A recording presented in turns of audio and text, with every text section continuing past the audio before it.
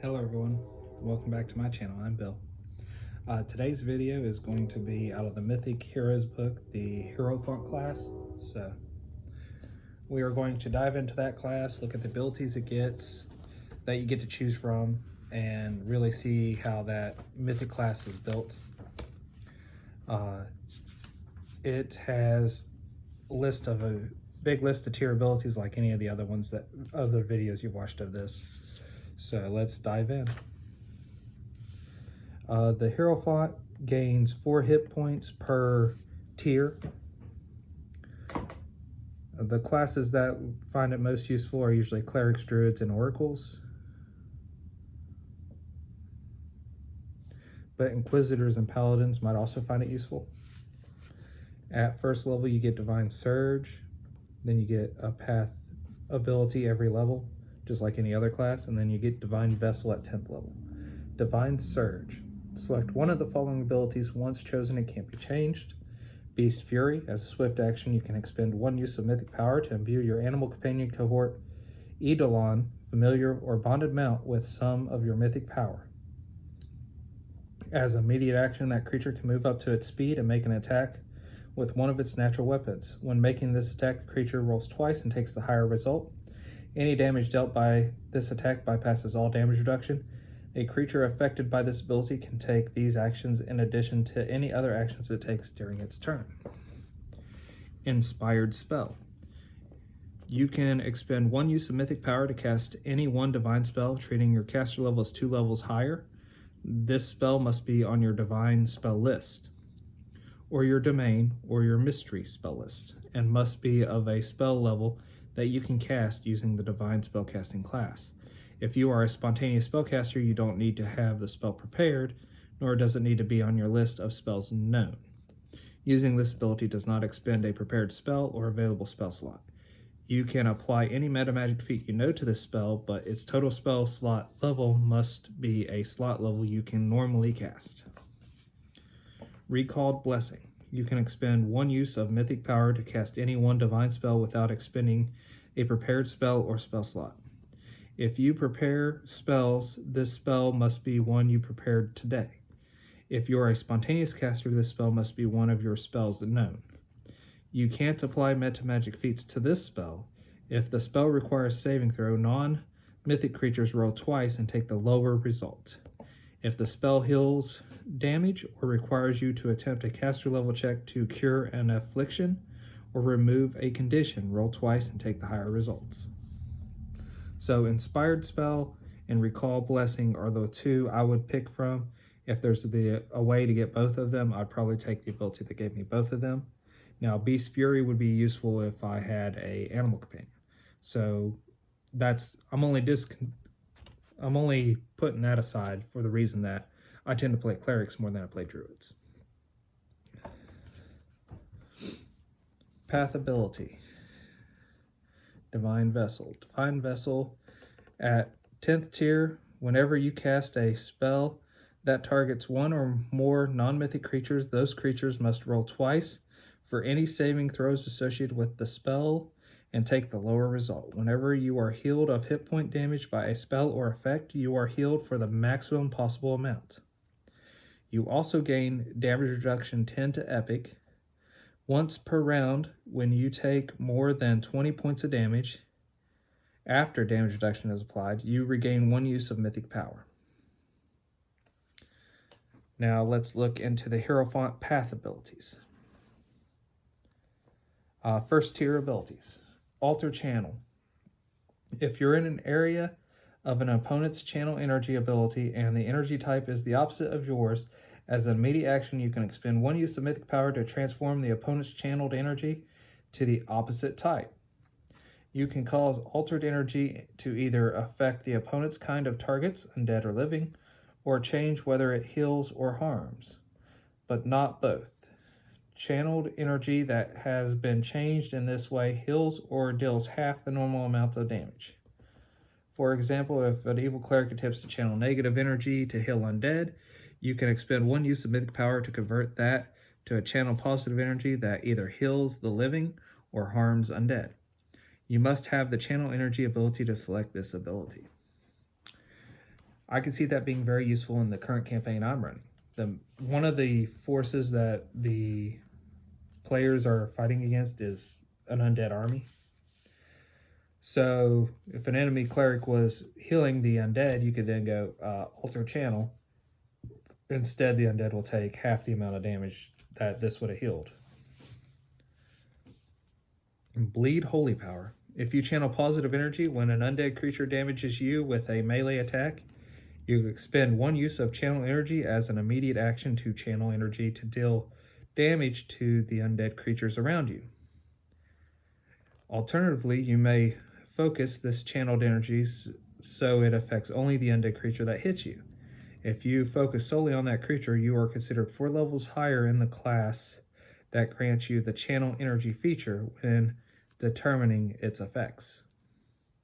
So if you're a regular cleric and you're considered 4 levels higher when it hits you on the channel for that one creature, that's at least an extra 2d6 channel damage. And if you're on an even level, that could end up being 3.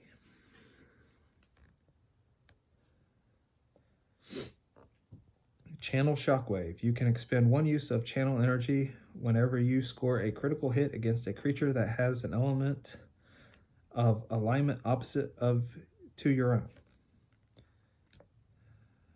If you do, add the channel energy damage to the damage from the critical hit.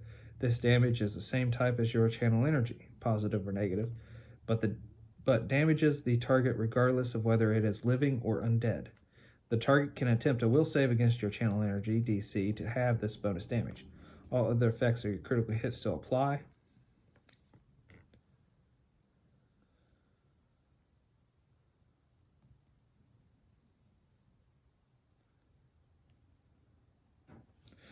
It's interesting. Contingent channel energy. You can simultaneously expend 1 use of mythic power and 1 use of your channel energy ability to delay your channel energy so that it comes into effect under some condition you dictate.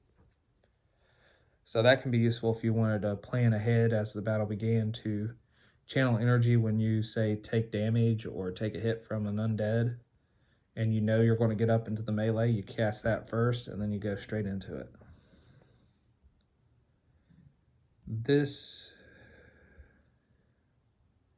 you can only have one of this at any one time. Won't work if you're reduced to fewer than 0 hit points.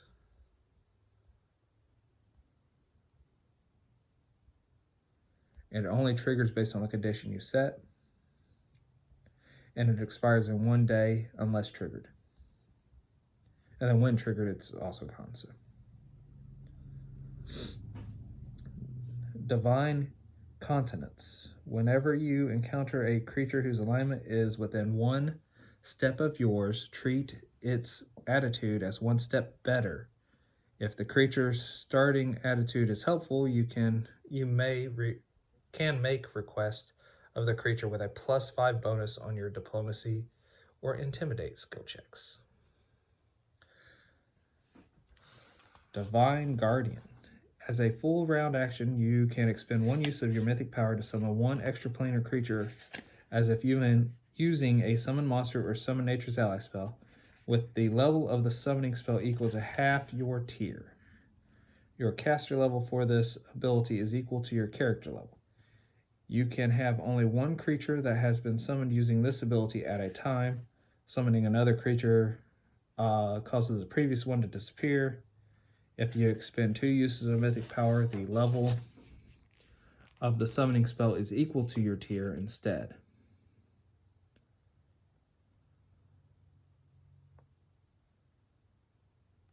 Okay. So that could be useful if you need to add a bunch of creatures to the combat for sure. Eldritch Breach. You are adept at breaching magical defenses and resistance to your magic. When attempting a caster level check, to dispel an effect, overcome spell resistance, or otherwise determine whether or not your magic affects a target, you roll twice and take the higher results. Empathic Healing. You can expend 1 use of your mythic power to transfer up to 10 points of damage per tier from a Touched ally to yourself. This damage bypasses all effects that reduce or negate hit point damage. Alternatively, you can expend 2 uses of Mythic Power to transfer an ongoing disease or poison from a touched ally to yourself, which halts the ongoing effects from the target that of the affliction and then requires you to make any remaining saves against it. If you are immune to disease or poison, transferring it to yourself destroys the affliction. That could be really useful on a paladin, because a paladin tends to be immune to diseases and poisons, and if he doesn't have any curing, lay on hands, miracle effect left, he can then use this and transfer those stuff to himself, which would destroy most of them. Excuse me. Enhance magic items. Your mythic presence enhances the power of certain magic items. Add half your tier to the caster level of potions, scrolls, staves, and wands you use. I would take this for sure. When using a staff or wand, you may activate the item by expending 1 use of mythic power instead of one of the item's charges. Faith's Reach. Whenever you cast a divine spell with a range of touch, you can instead cast a spell with a range of 30 feet. If the spell normally requires a melee touch, it instead requires a range touch. Flexible Counterspell. Your mythic power enhances your ability to counterspell. As an immediate action, you can expend 1 use of mythic power to attempt a counterspell. Upon using the ability, you may identify the spell with a spellcraft check, DC 15 plus the spell level. If you correctly identify the spell, you can expend a spell or spell slot of a level equal to or higher than the spell being cast to counter the spell. I'd almost, as a house rule, give that to my regular players. We'd just have to play around with that and see if we like that. But I like the use that it's limited to your mythic use too, so maybe give it more of an advantage as a mythic if we would use it as a house rule. Just an idea. Heathen Slayer. Pick 1 deity or similar entity able to grant divine spells to followers as your religion's rival. You gain a +2 bonus on weapon attacks and damage rolls against the deity's followers, as well as +2 on bluff, knowledge, perception, sense motive, and survival checks attempted against the deity's followers. At 6th tier, the bonuses increase to +4. You can select this ability multiple times. Each time you do, choose an additional deity to be a religious rival. If you know that, say, an evil church is going to be used a whole lot in the game, I would pick that as your Heathen's Slayer rival. If you know of demons or devils that are going to be used a whole lot, I'd pick the ones that are in the hierarchy that they'd be serving. So that way you would get those advantages more often. So if you're doing it that way, though, you need to talk to your game master and find out what is the common one he's using. And understand that sometimes some of them will be serving somebody else, but when they're serving that one, you get your bonuses. Instrument of Faith. You gain DR 15- against attacks made with your deity's favored weapon. You can expend 1 use of mythic power as a standard action to attempt a disarm or sunder combat maneuver check against each opponent within 60 feet that is wielding your deity's favored weapon. You decide individually whether to disarm or sunder each opponent's weapon. Attempt 1 combat maneuver check. Use your caster level in place of your base attack bonus, and adding your tier to the total, and use that as result against all opponents. If the enemies are using a common weapon and your deity has that as their weapon, I'd pick this for sure. Say if you fight a lot of guards and all the guards carry longswords, and they've been carrying longswords all game long, and your deity's favorite weapon's longsword, I'd pick this ability. Inverted Spontaneous Casting. If you can spontaneously cast Cure or Inflict spells, you gain the ability to spontaneously cast the opposite type of spell.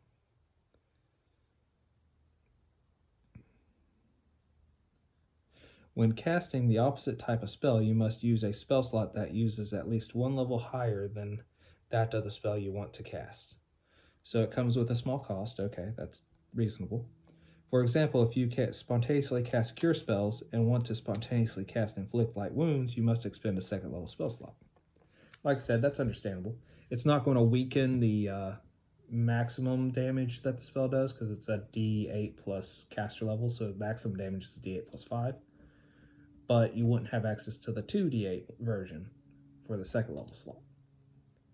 So I can see that working pretty good.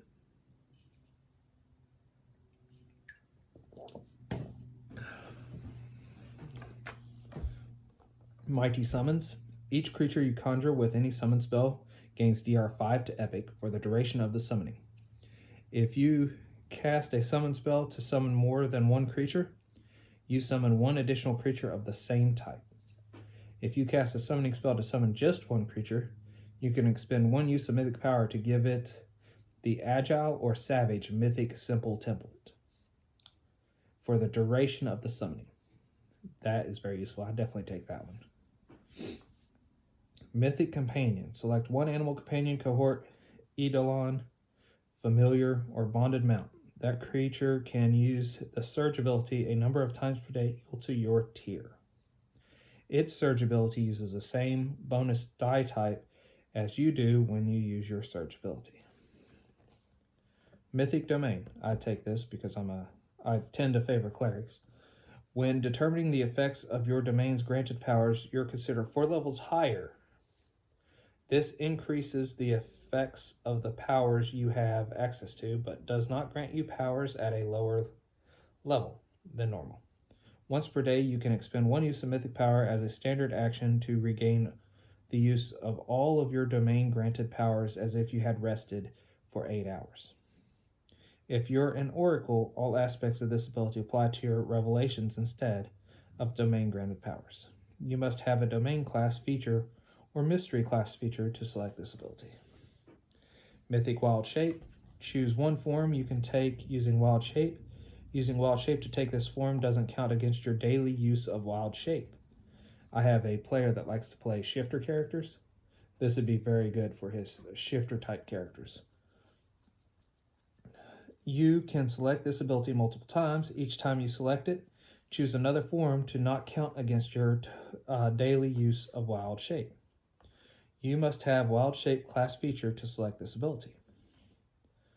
Overflowing Grace. When you heal a creature with positive energy, such as channeling or cure spells or lay on hands, any affected creature at full hit points gains +1 sacred bonus on attack rolls, skill checks, ability checks, and saving throws for 1 minute, even if your healing put them at full hit points. If you channel negative energy to heal undead, this is a profane bonus rather than a sacred bonus. So the undead's version of it. Okay. Pack Wild Shape. Whenever you use the Wild Shape class feature, you can also transform allies when you change shape. Okay, that by itself already sounds very, very cool for a druid to have and be able to change his allies. Or if you've looked at the Berserker prestige class that I did, they can transform into animals at some point. So you could use this with that. That would be mean. When you use Wild Shape, you can expend one use of Mythic power to select a number of your willing allies to equal to your tier.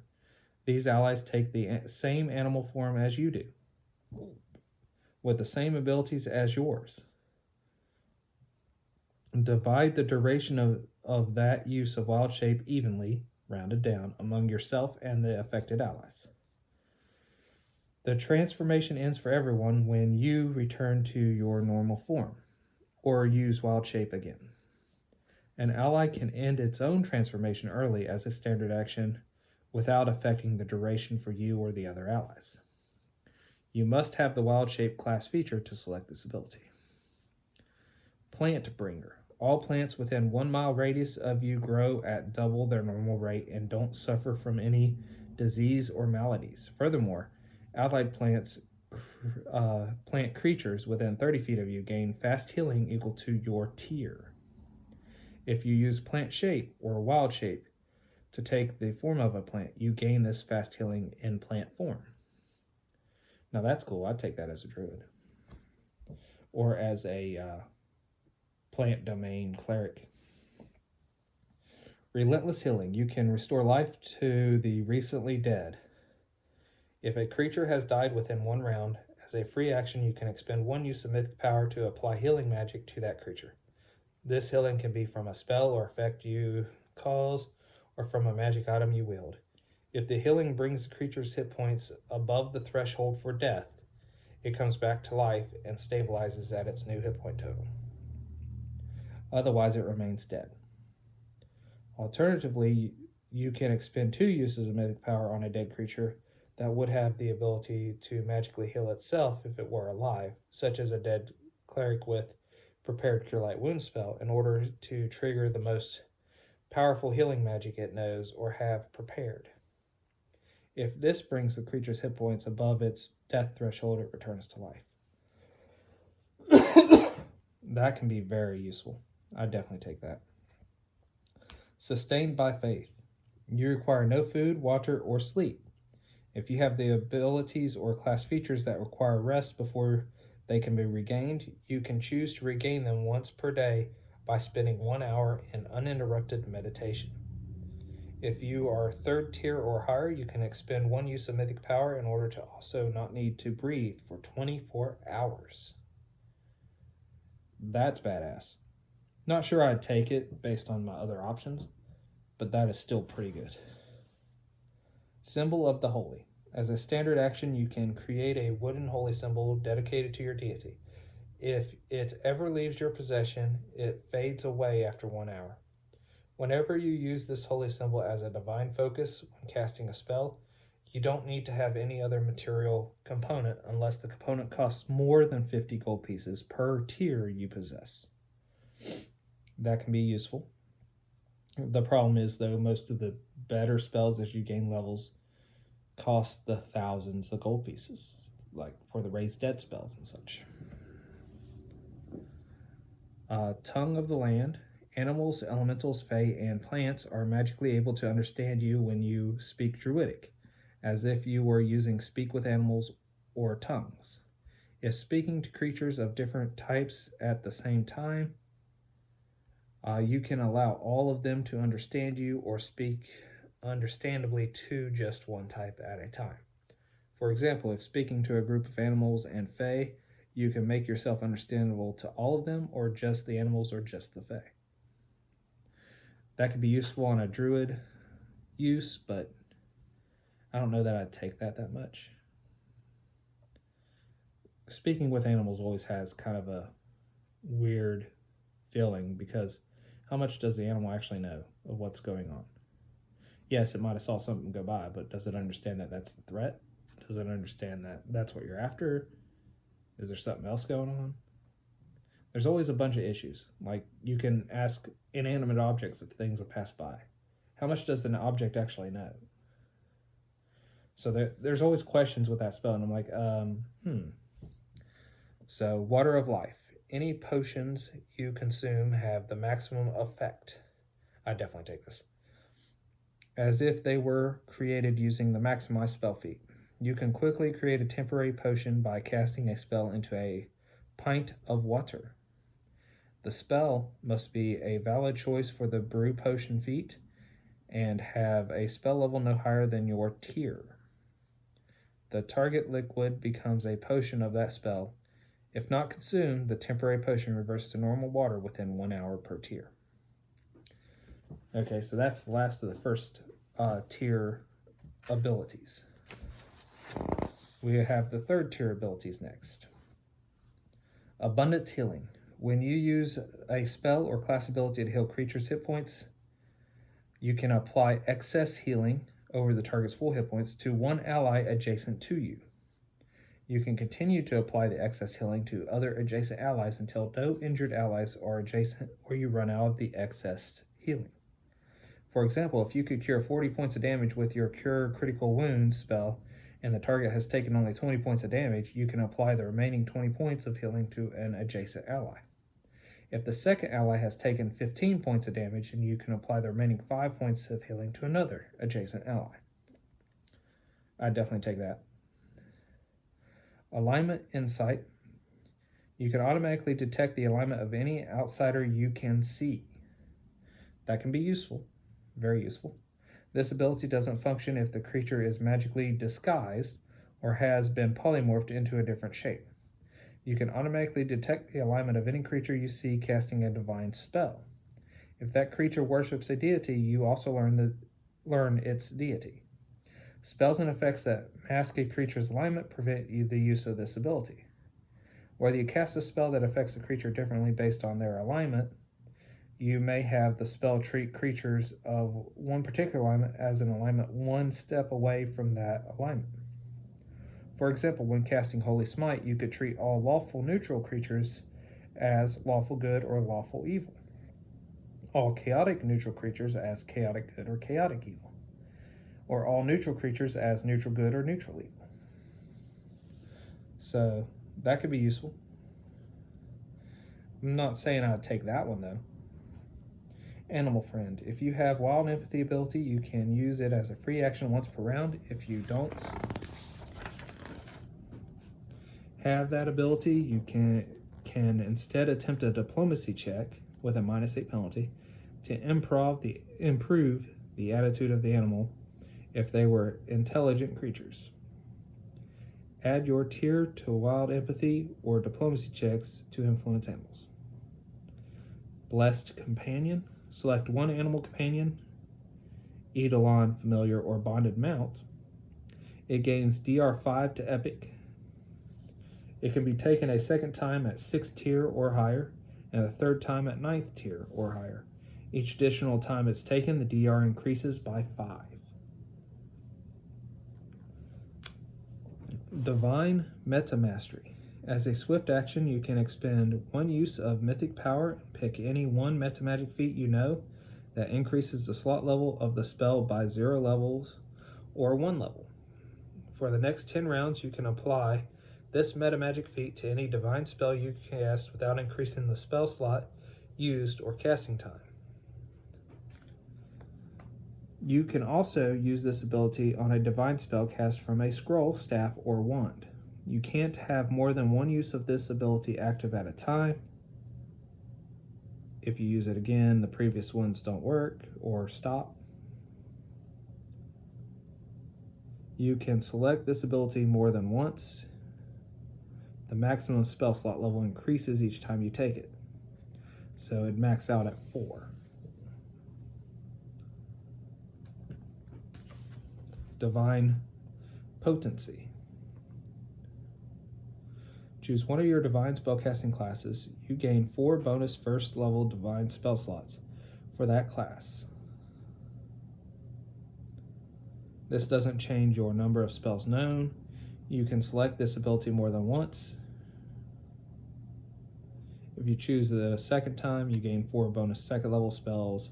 If you choose it again, 3rd level slots, and so on. This ability can't grant you bonus spells for a spell level that you don't have the ability to cast. I would probably take that a few times. Depends on what other choices I got. Domain Immunity. You don't take damage or suffer harmful effects from spells on your domain's spell list, even ones you aren't of a high enough level to cast. I would definitely take that. I like to play fire domain clerics. At least that was the last one I played. And that would make me immune to all the fire spells on that list. If you're the target of any of these spells, as an immediate action, you can expend one use of Mythic Power to turn the spell back upon the original caster using the spell turning. Beneficial effects of the spell on your domain spell list affect you normally. If you're an oracle, this ability applies to your mystery spell list. You must have the domain class feature or mystery class feature. Enduring Blessing. Whenever you cast a spell with a duration of 10 minutes per level or longer upon a one willing target, you can change that spell's duration to 24 hours. If the spell has other duration conditions, those still apply. So the duration of stone skin changes to 24 hours or until discharged. A creature can't be the subject of more than one of these spell effects by this ability at a time.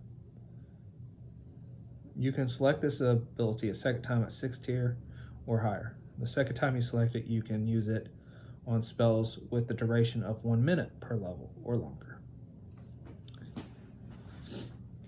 So that sounds good. Hand of Mercy. If you have the channel energy ability, you can touch a creature and expend 1 use of channel energy to remove conditions afflicting that creature. Each time you use this ability, you can choose one of the following conditions: dazed, fatigued, sickened, shaken, or staggered. At 6th tier, you can also choose from among the cursed, exhausted, frightened, and nauseated conditions. At 9th tier, you can also choose from among blinded, deafened, paralysis, and stunned conditions. That is cool. Probably take that as a cleric. The different things at different tiers doesn't seem like you need to take this more than once. So you take it once, and at those tiers it increases to that. So that's even better.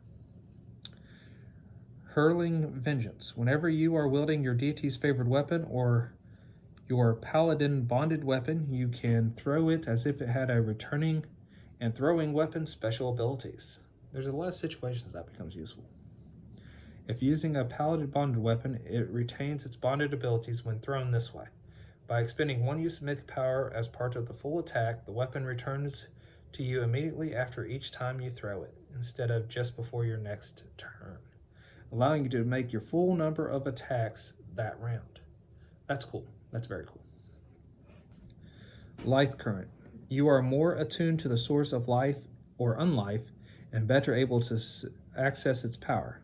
When casting a cure or inflict spell, or use a class feature that uses positive or negative energy, such as channel energy or lay on hands, treat any natural ones on the dice rolled to heal or deal damage as 2s. You can select this ability up to 4 times. The second time you select it, treat all natural 1s and 2s as 3s. The third time you select it, treat them as 4s. The fourth time you select it, treat them as 5s. So everything below the amount of times you selected, treat them as the step above. So that is cool. That would increase the amount of damage those dice or healing those dice represent. I would probably take that. If I only took it once, it's still very beneficial.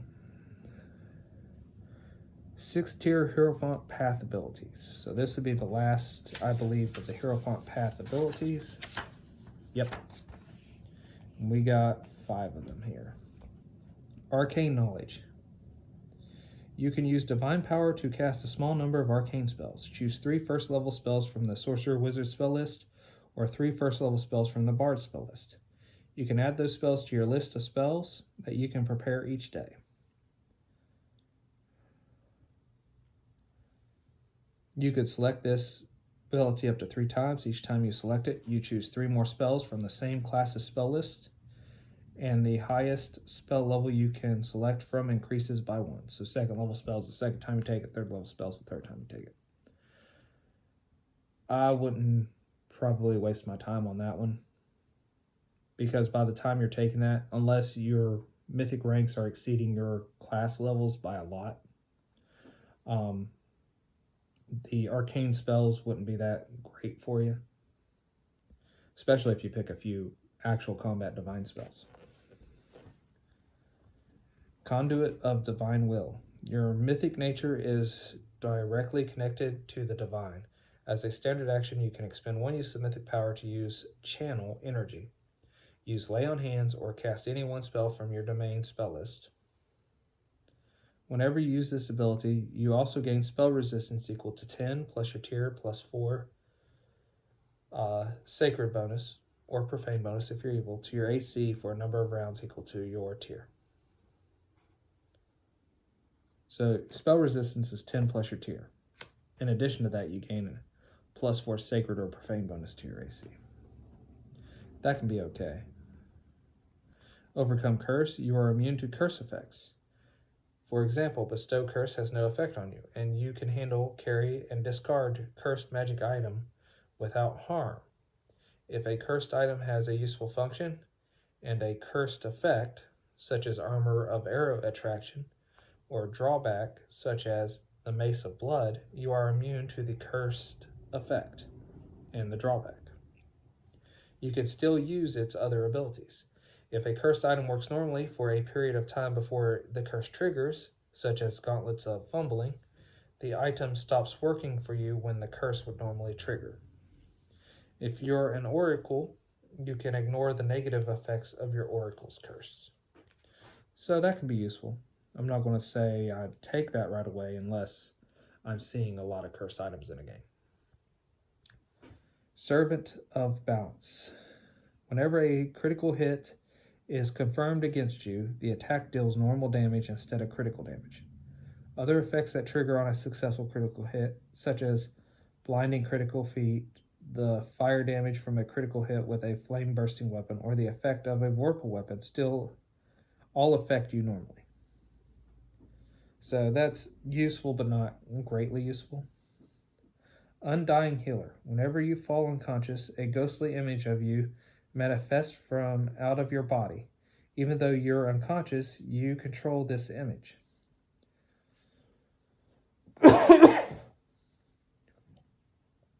On your turn each round, this image can fly up to 30 feet and use your ability to lay on hands to heal, channel energy to heal, or cast any conjuration healing spell that you could cast. This consumes these abilities as normal. Abilities used by the image can't benefit you. Okay, so there's the limit to it. This image lasts for a number of rounds equal to your tier. This ability can be dispelled using double your tier as the caster level. If you die or regain consciousness, the image immediately ends. So that keeps you up and in the combat. I'd definitely take that one, because I've had many instances where my cleric went down in combat, and if I would have had that, I could have still healed the party at least. It kept them alive a little bit longer, a little bit more potent, to then come back and heal me. That said, I don't think I ever lost my cleric to the combat after they went down. Mostly because my party's that I run with is pretty badass. So, well, that is the Herophant Mythic hero tier abilities and class. If you've seen one played, if you've played one, if it's interesting, let me know. Well, until we meet again.